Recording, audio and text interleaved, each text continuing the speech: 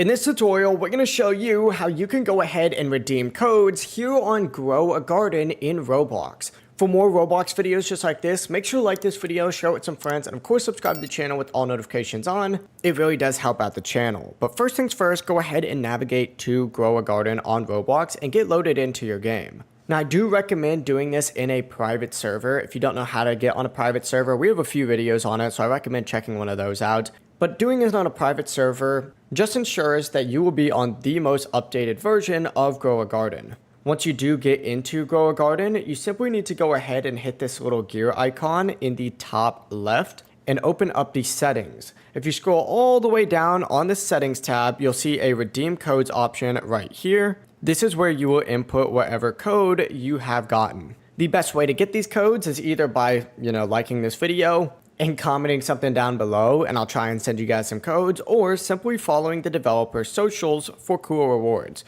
Now, I would also say subscribing with notifications is a great way to get codes as well, because occasionally we do upload videos with different Roblox codes for different Roblox games, so definitely do that as well. But yeah, it really is as simple as that. If you do have any questions, don't hesitate to ask us down in the comment section below, and remember to like and subscribe for more videos like this. Have a great day.